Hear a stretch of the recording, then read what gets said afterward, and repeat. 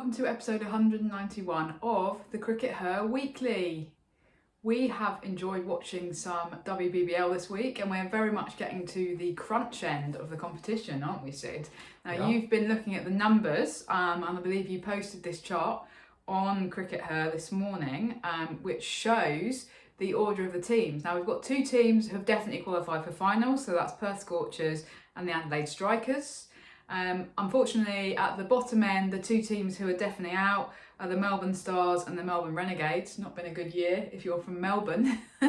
But in the middle, we have four teams. Now, your chart documents the kind of percentage chances of qualification. Now, Sydney Thunder, 99% chance of qualification for finals, but it's not 100%. The Brisbane Heat, 95% chance of qualification, but it's not 100%. And the Hurricanes are 4% chance of qualifying, and the Sixers, 2% chance of qualifying, but they can both still qualify, right? Yeah, definitely. I mean, both the Thunder and the Heat are in the driving seats. They only need to win one more game each, so they can both afford to lose another game. As long as they win that other game, then they'll definitely be in that knockout stage. And of course, being in the knockout stage is a little bit different these days because, it's all about, can you get straight through to the final? Can you get second place to get into the Terminator or whatever? And that's all up for grabs still, that's all still up for grabs. The Hurricanes definitely still in it. I mean, the Hurricanes and Sixers, there are a few different scenarios, but let's look at Sixers, for example.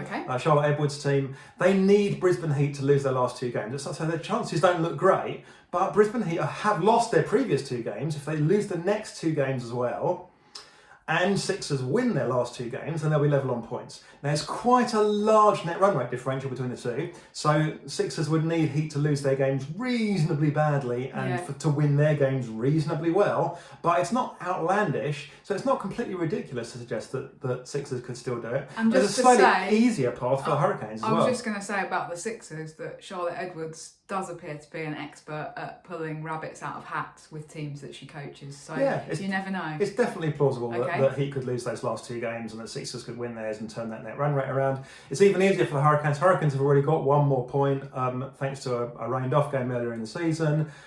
So they could actually catch Sydney Thunder as well. So if they win their last two games, in fact they could afford to only win one of their last two games as long as the other one was rained off, and they still could qualify. If they win their last two games and Heat lose their last two games, then Hurricanes will definitely be through. So yeah, that's where we're at. Interesting. Good to explain the practice behind the theory. Sid never makes up numbers. They're all very scientifically calculated by a clever computer. Yeah, calculated by a computer, not by me. But you told the computer what to do, so you are clever. Yeah. Good. Glad you agree. It has been a great season for those two teams at the top of the table, the Strikers and the Scorchers, Sid. We would probably expect one of those to take home the title if we're being honest about kind of current form and everything like that. But who is your money on if you were going to put money down? Well, I'm not a betting man, as people will know, but I think that I'd go with Strikers on this. The Scorchers are technically top on that. They are top at the moment, there's no technically about it. They're top on net run rate, but Strikers have a game in hand over them. And I can just see Strikers coming through. Strikers have been really strong with their bowling. That's been the key to their success this season, I think. Amanda Jade Wellington's been brilliant. Megan Schutt's been brilliant. So it's but one figure that we haven't kind of talked about much in the CRICKETher Weekly, Anisa Mashangwe, who's a Zimbabwe player that's moved to Australia a few years ago. She was playing league cricket and was obviously kind of smashing that. She had previously been an international, and she's played as recently as last year. She's played for Zimbabwe. And she is playing, she's in an interesting case actually, because she's playing as a sort of Schrodinger's overseas player. Is she an overseas player or is she not an overseas player? Well, it appears that technically speaking, she's playing as a local player. So there's an article on cricket.com.au by Laura Jolly from last year saying it's just like Kim Garth. Except it's not just like Kim Garth, because Kim Garth had to renounce playing for Ireland in order to play in WBBL as a local player. As a local. Because obviously each team only has 3 overseas spots, so those are quite precious. Whereas Mashangwe has not qualified. I mean, sorry, she appears to have been given a special dispensation to play as a local player, even though she's still playing for Zimbabwe. So I don't really understand. I mean, it just feels like one of those cases of, to borrow that old cliche from Groucho Marx, these are my rules, and if we don't like them, we'll have others. It's very cricket, isn't it, Raf? It is very cricket, yeah. And I don't think neither of us are saying that she shouldn't be playing, obviously, especially given that she's resident in Australia, right? So under all normal criteria, she would absolutely qualify as a local player. But the difficulty is that if you make an exception for one person, then you have to change the rules, because otherwise somebody else is going to pop up. And Kim Garth would not be too happy thinking back, going, well, I had to give up playing for Ireland in order to count as a local player. So why is that rule not being applied uniformly to other players now? So of course we want the WBBL to be open and to welcome players who are gonna perform well, as in this example, but we also need rules that reflect that situation. And I suspect what may have happened is that the rules have been kind of copied and pasted over from the men's BBL, and nobody's actually thought, well, hang on, maybe these are a bit too restrictive in a slightly different context of women's cricket. Yeah, and they've made some strange exceptions. Anyway, that's by the by. She had a fantastic season. Yeah, sort good of, for her. Sort of leg spinner that bowls a bit more like an off spinner. Really, it's a slightly kind of interesting approach to bowling. But technically a leg spinner. Well, no, not technically. I mean, she is a leg spinner. Yeah. But she's doing a sort of quite off spinnery job, and landing on line one wide in her first 150 balls in WBBL this season. So that's stunning. I mean, a lot of other players are delivering a wide every 20 balls. For a leggy, especially, that's amazing. Well, that's why I say in some ways she bowls a bit more like an off spinner. That she's got that sort of very reliable action that you might expect of an off spinner rather than of a leg spinner. Anyway, she's had a fantastic season, so awesome for her. So you're excited about the Strikers in the final. I've got to say, Sid, as a long time Scorchers supporter, only basically because of Sophie Devine, let's be honest. Girl crush. I'm very excited to potentially see them win it this year. And you were talking about the Strikers bowling, obviously from the Scorchers. It's been all about Sophie Devine and Beth Mooney, hasn't it? I mean, just the two of them as an opening partnership, it's like, mwah, chef's kiss. No, there's no one to touch them. Well, not quite true actually, because Shamari Espatu is she's separated between them, isn't she? So Beth Mooney's got 550 odd runs, and then Shamari Espatu is second, and then Sophie Devine is Well, third. if two of your batters, if your two opening batters are in the top three batters, then you're going to have a good year, aren't you? So I think it could be the Scorchers. Bowling tends to be, bowling tightly is what can win you these final series games. So. Now, the other question that may come into play here, of course, is the fact that we believe, I think it was actually reported by CRICKETher, that the England players are going to miss the final. So they are able to play all of the matches up until the final, as I understand it, but they will miss the final. So let's say the final ends up being the Scorchers v the Strikers. That could potentially make a difference. So for the Scorchers, very loosely speaking, we would be missing Amy Jones and of course Nat Sciver-Brunt, which is two big misses, isn't it? Yeah, I mean, Amy Jones is playing a little bit of a bit part role, but an important bit part role, coming in down the order and smashing some runs at the end. Quickly. Can be very useful in the final series, definitely. And what about the Strikers? Of course, Nat Sciver. Nat Sciver's been back bowling this week as well, interestingly enough. Someone's allowed her to touch a ball. Wow, okay. What about the Strikers, Sid? So the Strikers will lose Danny Gibson. Okay. He's had a decent season, a bad season for her first season over there. They've also got Georgia Adams, but Georgia Adams is not part of any of these England squads, so Georgia Adams would presumably still be there. Okay. Georgia Adams hasn't done an awful lot this season. Yeah. She's like scored something like 10 runs or 20 runs or something. It's hardly, because she's hadn't had a chance. She's been coming in down the order. She hasn't bowled a lot either. She's bowled pretty well, I think. When you look at her ball by ball numbers, bowling are good. But she hasn't been throwing the ball a lot. She's basically played a load of games as a specialist fielder.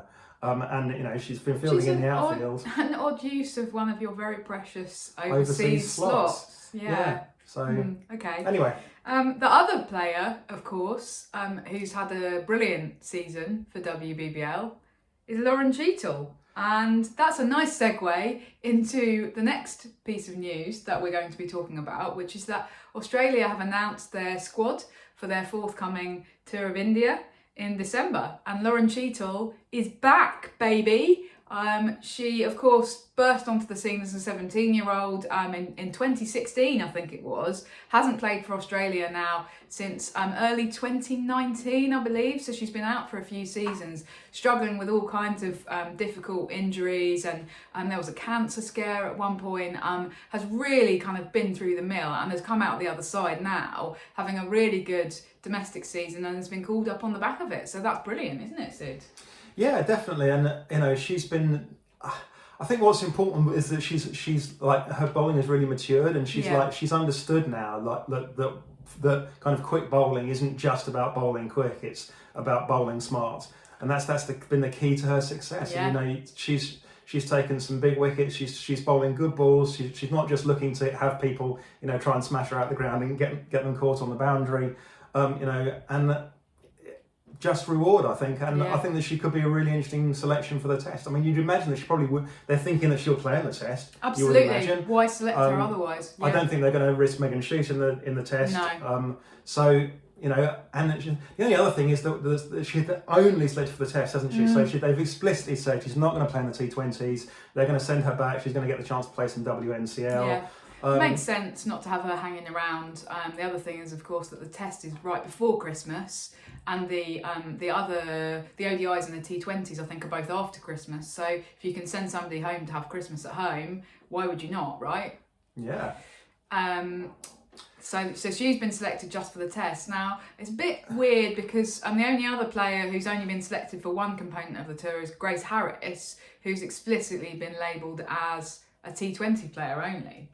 Yeah, I think that just feels slightly odd on the grounds that I assume that she's going to be there for when the test is on, because I would imagine they'll take the entire squad They'll all fly out together, do the acclimatisation together. So at that point, it's a little bit odd to say so explicitly that she's not selected. I don't know whether there's some contractual thing or possibly. Well, I wondered if it might be financial. To try and save money somehow. Is it a financial thing in the sense of if you're not part of that squad, you don't get paid a particular it's an interesting piece of one, money. isn't it? I don't know. It just seemed a bit odd and a bit sort of like with Cheetle, you can go, okay, you're not going to be part of the T20 squad, but you're going back to play WNCL. That's positive. Whereas for Grace Harris, it's like, no, you're not good enough to play tests. It just feels a little bit of a bit harsh, isn't it? Well, it's a little bit of shade being thrown on her. It feels like by the selectors, but what do I know? The other interesting thing, which was the thing that jumped out to me immediately when I saw the squad, is that there is no update on the captaincy. So they have announced a rudderless team there is no captain, and I think that does that matter? Well, it matters from a team perspective, I think, because there's going to be a lot of uncertainty amongst those squad members at the moment, right? There's going to be people who are just a little bit like, oh, what's going on here? Now we know that there are probably like 4 or 5 or even 6 names in the mix here who are wondering what's happening. Is it possible? Like, do they maybe already know, Sid? Yeah, I think that what we're hearing implies that they do know who the captain is. Okay. But it has to be ratified by the board of Cricket Australia. There's going to be a board meeting, and at that point they'll officially ratify it, and then they'll be able to announce a new permanent captain. So what we're hearing is that they do know who the next captain is. Whether all the players know, I don't know. But here's the thing: I've seen an awful lot of money go on Annabel Sutherland in the last couple of days. Yeah. I think that the commentators are suddenly going, oh, well, maybe Annabel Sutherland will be on. And the other thing is that unfortunately it looks like Meg Lanning is going to be sitting out the rest of the WBBL, and potentially we're not going to see her play any more high-level cricket. She's pulled out the last couple of games. And so Sutherland has been named as the Stars captain in Lanning's absence. That's kind of an interesting one to suddenly throw quite in indicative, isn't it? Cricket Australia could easily have put pressure on them and go, we could do with her having a bit of captaincy experience, please. Yeah, give her these couple of games, I think that it's interesting because it's not one that we'd particularly talked about in terms of names that we were throwing around. We talked about McGrath, we talked about Gardner, we'd obviously talked about Healy, who's explicitly put her hand up and said I'd be happy to do it on a kind of full-time basis. But Sutherland wasn't particularly on our radar, but I completely agree with you that I think that it is quite interesting that suddenly her name is being chucked around by people who may well be a bit more in the know than we are. from our little Same. little house 10,000 miles away from where all the action's happening. So that's an interesting one. I mean this ratification by the board in order to announce a captain, it may be just a kind of rubber stamping process, but it just seems a little bit overkill to me. I think it's everything's happened very suddenly, and that's unfortunate for Cricket Australia, but it should have been possible for them to name a captain when they name the squad. I think that's made them look a bit silly, if I'm honest. Yeah, it's one of those little bits of ancient history that the board has the right to name that permanent captain, and they're probably going to be endorsed by the Governor General and the King as well, or something, probably, for all I know. The King, yeah. King Charles is going to be properly clued up as to who the Australia women's King Charles, cricket by captain. His Gracious Majesty, have decided that Annabel Sutherland shall be forthwith the captain of Australia. Brackets women's. Anyway, they need to crack on with it because the tour is happening quite soon. The other thing that's interesting about these, the actual dates of the tour are that India, we talked about playing 2 tests close together, but they actually are, these 2 tests are going to be very much back to back. So India v England is 14th to the 17th of December. India v Australia is the 21st to the 24th of December. So there's only 3 days between those 2 tests, which is an awfully big ask. Cream crackers. Well, I know that the men do it sometimes, but they play a lot of multi-day cricket. The Indian team do not. They've never done anything comparable before. So I guess 8 days of test cricket in the space of, what is it, sort of 12, 13 days? Yeah, I mean, it's possible that they might go, okay, well, some of the slightly more fringer players might rest them. Might have to end up resting people. But they're not. You You can't people rest for a huge test match. No, And the players won't want to be you rested can't either. rest like Smriti or Harmanpreet Kaur, or those kind of your core players. You cannot. The core players won't want to be rested for that. I mean, but you're right. They're going to break these players potentially. I think it's really strange scheduling from the BCCI, who I assume have okayed this because they're the home board, right? So they come up with the schedule. It's just very odd. And you on the one hand you go, well, I guess it's an advantage because they've just played a test, so they get accustomed to having played a test. And we have obviously talked about that as having been something that not many women's teams have actually been able to do because tests have been so rare and infrequent, and so you just get into the swing of things and then you're moving on to a different format. But in this case, it just feels like it's a massive disadvantage, and that Australia are just going to walk all over India in that test. We'll see. Maybe I'll be eating my hat in a few weeks' time, Sid. We'll see, or we possibly won't. It's unclear whether we're going to be able to watch these matches in the UK. Okay. But fingers crossed. Yeah, let's see. I don't know whether we'll be able to cope with 2 tests in a row. It's going to be hard work for us as well. Well, we'll have Christmas immediately afterwards to sleep, Sid. So we'll just sleep on Christmas Day. It's fine. Okay. Anyway, thank you everybody for tuning in, and we'll see you in a week's time. Bye for now. Bye.